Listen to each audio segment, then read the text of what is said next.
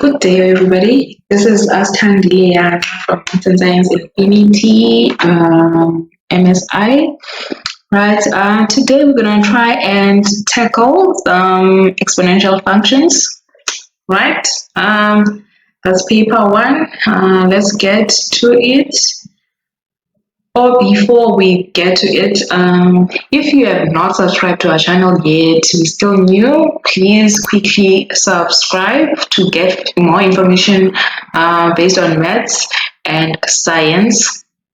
And you can also like, share for others to see, and also comment if you have any question after the lesson. All right. We all know the parent equation for exponential graph. It's y is equal to b to the power x, right? And then we have y is equal to a times b to the power x. We know our a is our enlargement, and then we have y is equal to enlargement or shrink. It depends which value. Right, we have y is equal to a times b to the power x minus h plus k.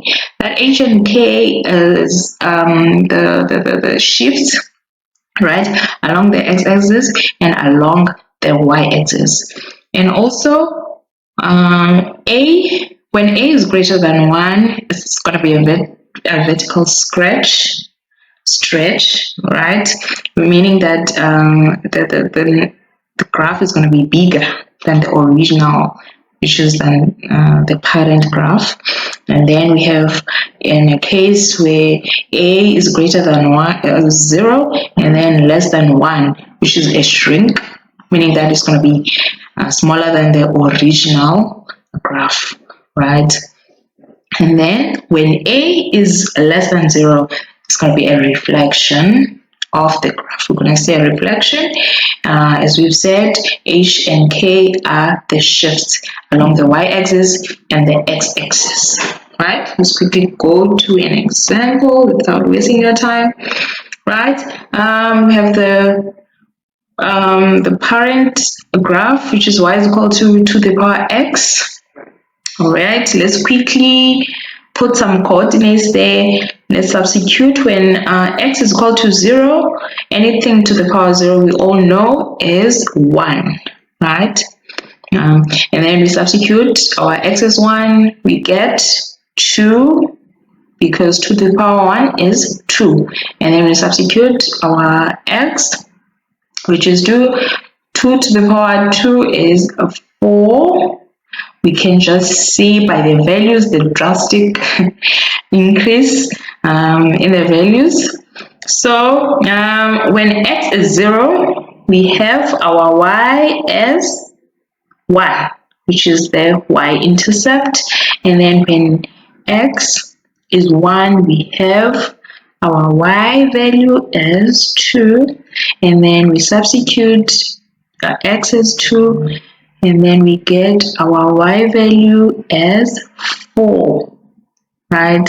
And then we know our graph is like this. In this case, we all know h is equal to 0 and k is equal to 0, which are the shifts, right?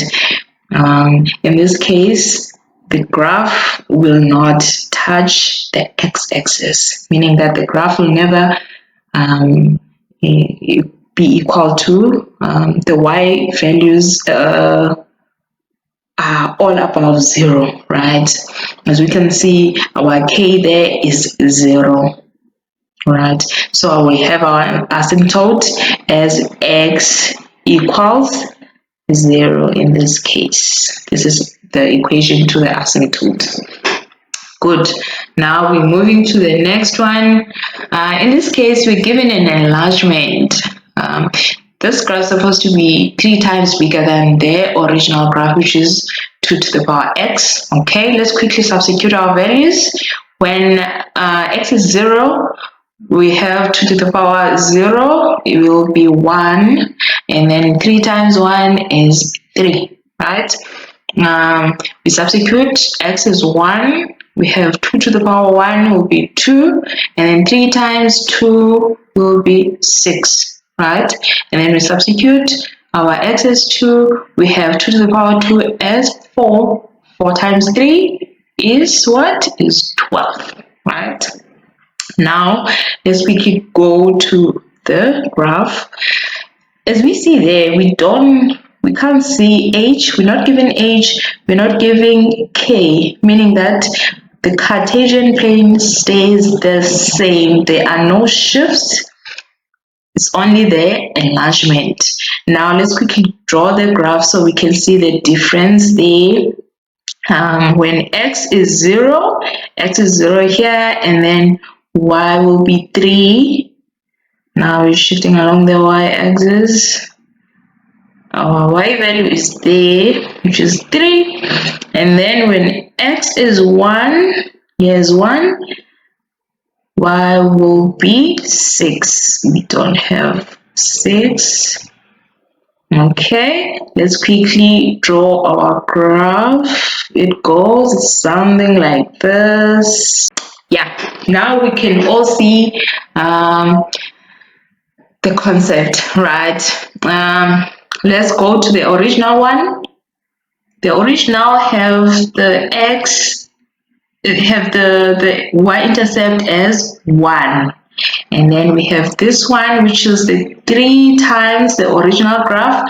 In this case, now we have our y-intercept as 3, meaning that the graph is enlarged by 3 times.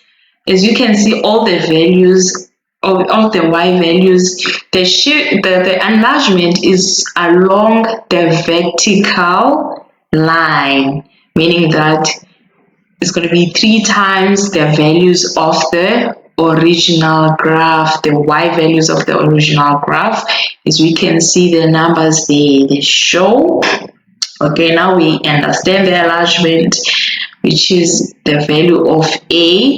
If it was less than 1, it was going to shrink. Let's say half. If this was half, everything here was going to be a half. In this original graph, this point was going to be here, and the other point was going to be there, because what? It's a shrink. It shrinked like it's half times the original graph. Okay, let's quickly move to the third example. All right, in this case, we're giving the shift. In my understanding, I believe it's easy if you quickly recreate your Cartesian plane there using the shift. We have x minus 1, meaning that x minus 1 equals 1.